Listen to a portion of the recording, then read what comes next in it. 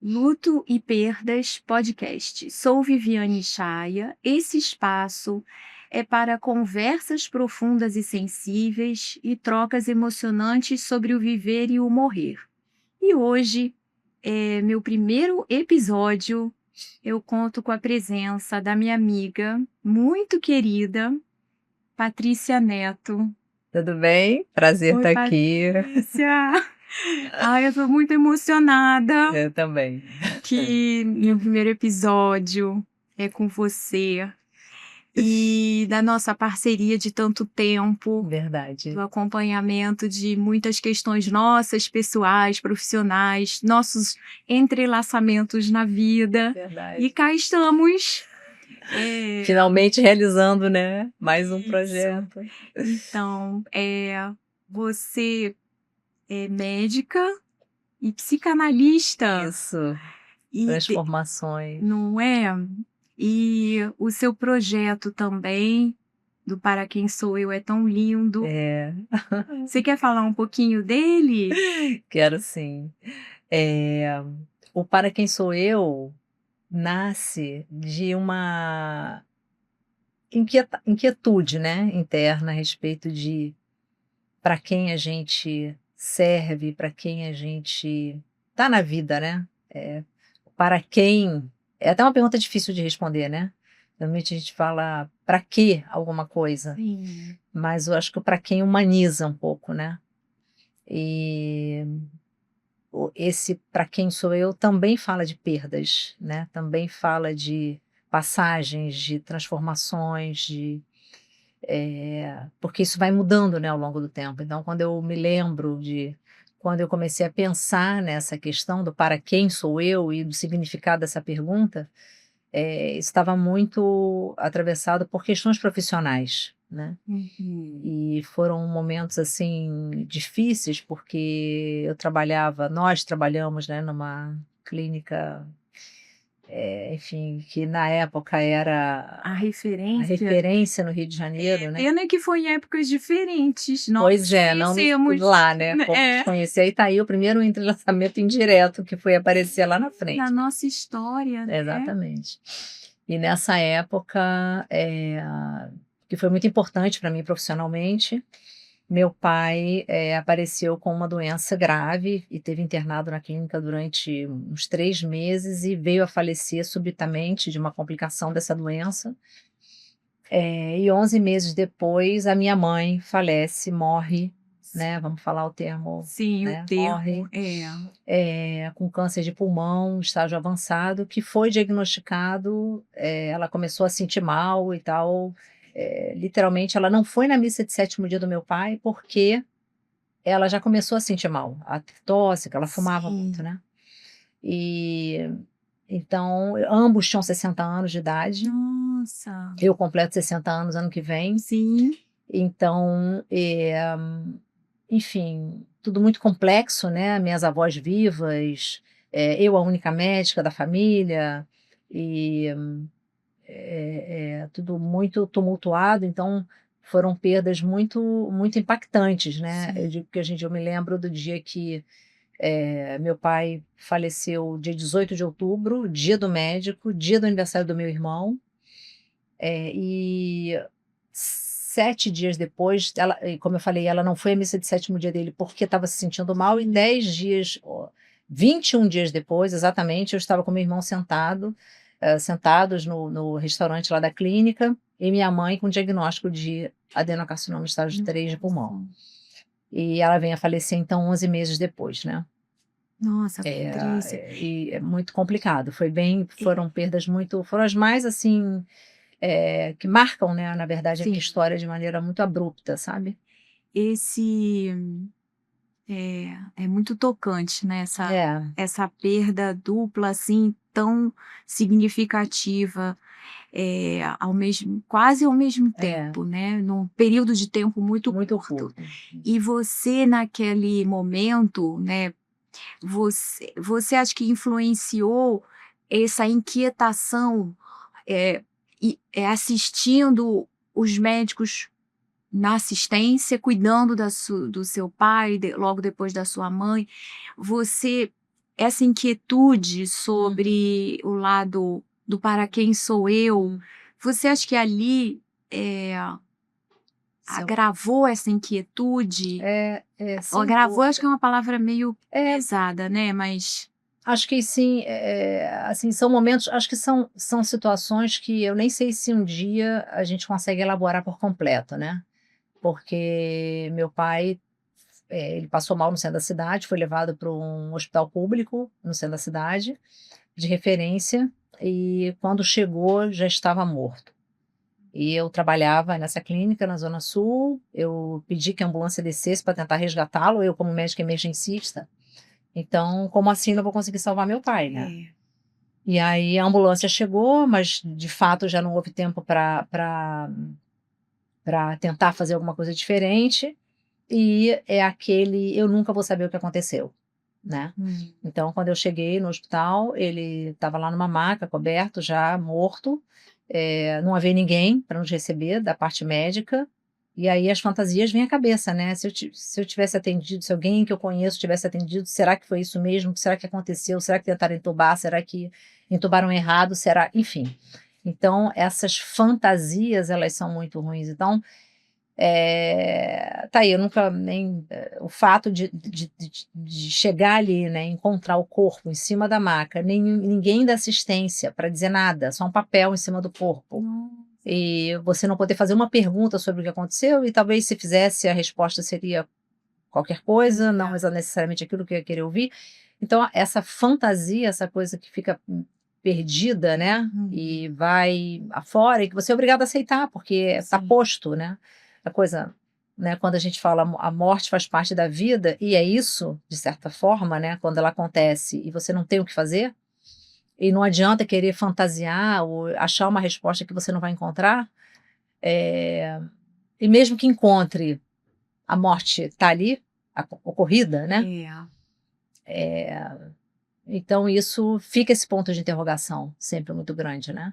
E aí eu fui imediatamente atropelada por como se, né, uma bola de neve, pela doença da minha mãe, ou seja, sem tempo sequer para sentir o sofrimento da sim, perda do meu pai, e viver a doença dela ao longo de 11 meses, com inúmeras reinternações e todas as complicações e de certa forma, por melhor que tenha sido a assistência dela, para ela, né, a a a não assistência ou o não olhar, e a gente estava falando de uma medicina privada, sim, de alto padrão no Rio de Janeiro, a dificuldade de abordagem do tema, porque a minha mãe, ela era, apesar de separados, ela era apaixonada pelo meu pai, e o médico que nos atendia ia na residência, nós tínhamos reunião familiar, e minha mãe dizia: "Eu quero morrer, eu uhum, não quero me tratar, eu quero morrer, eu quero encontrar o Ramon". E aí o médico e todo mundo, não era uma novidade para nós filhos, porque a gente sabia desse sentimento dela, sim, mas era um sentimento, eu acho que aí é o luto antecipatório, né, quer dizer, a gente já sabia que ela ia morrer, ela não queria se tratar, a gente queria que ela se tratasse, então é um sofrimento muito grande, né, muito grande. é um sofrimento sem saída, porque não tem resposta, mas, hoje quando eu olho para trás e penso, e aí estou focada aqui na inquietação que você Isso, me que eu perguntou, isso, a inquietação que até hoje pulsa, né, que é a questão do ninguém nunca perguntou para mim, para os filhos, o que que nós achávamos, como nós pensávamos, o que era, algo diferente, o desfecho seria diferente? Não, seria diferente, mas talvez a nossa experiência teria sido talvez um pouco mais diferente, mais acolhedora, então havia reunião, eu tô falando dessa forma, porque é um tema muito difícil de abordar, né, é, muito, muito difícil de viver. E nós profissionais de saúde não somos preparados para isso, né.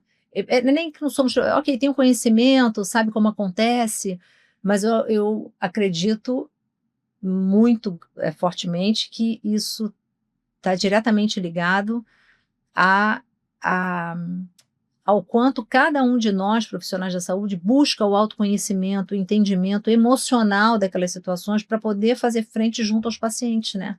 Junto às famílias dos pacientes, sim, junto a outro dia eu escutei alguém falar assim, eu não sei, acho que eu estava ouvindo um podcast, e alguém conversando sobre, se quando a gente fala de perda, as pessoas quando normalmente perdem alguém, aí você fala: "Poxa, perdi meu pai, perdi minha mãe, poxa, lamento, mas então, o que que você vai fazer amanhã?"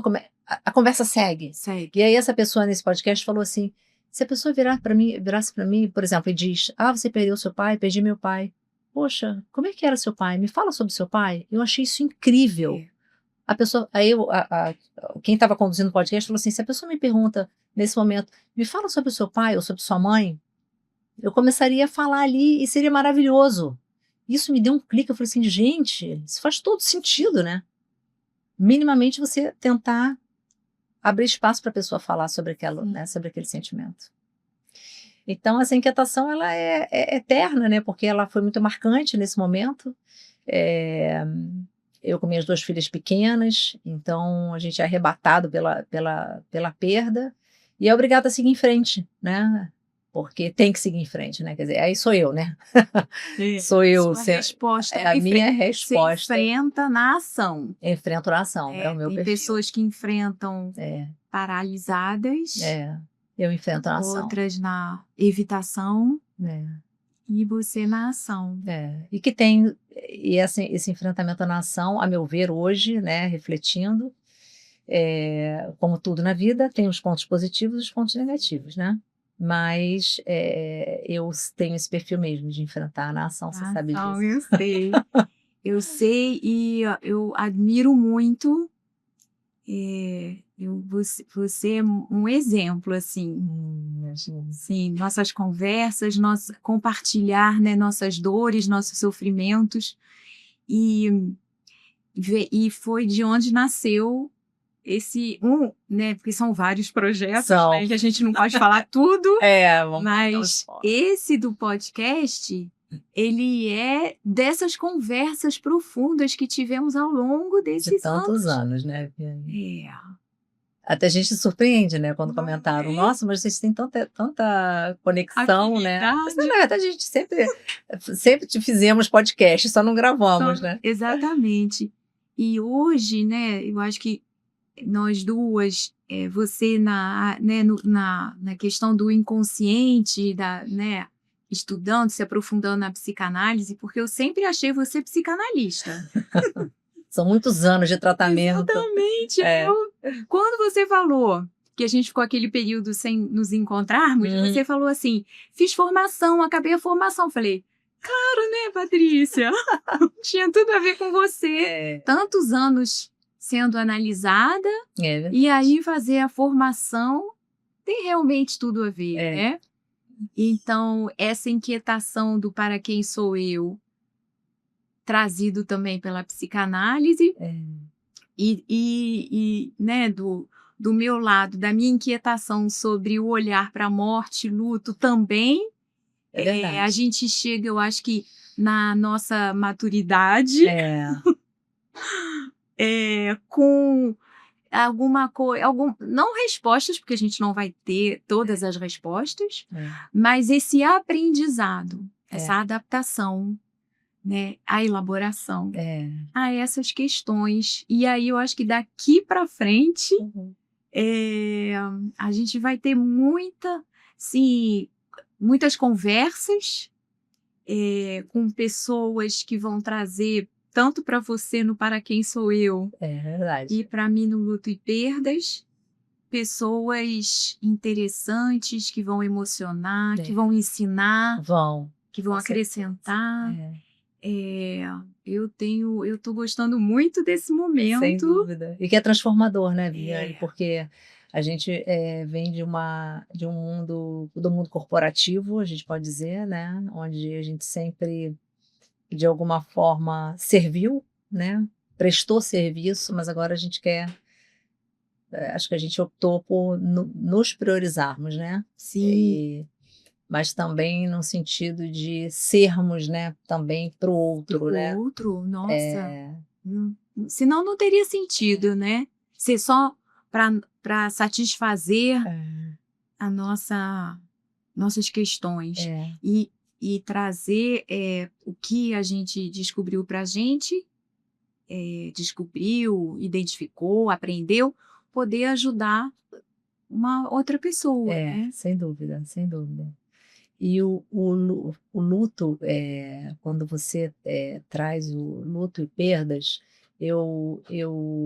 assim, acho fundamental, a gente pensar nas perdas, porque até nesse momento em que a gente faz essa transformação, né, para algo, muito da realização pessoal, da nossa realização com propósito daquilo que a gente acredita, a gente também falar do que ficou para trás, né, do que a gente perdeu, mas eu sinto muito como uma perda elaborada, Sim. né, a gente se programou, diferente de outras perdas que a gente viveu, certamente em outros momentos da vida, aí eu tô falando mais da área profissional, Sim, sim. né, porque eu sempre fui muito assim, eu estava num lugar, eu percebia que aquilo já não estava funcionando muito, eu meio que já me preparava para o próximo, né, aquela coisa do desafio, Sim. qual vai ser o próximo desafio.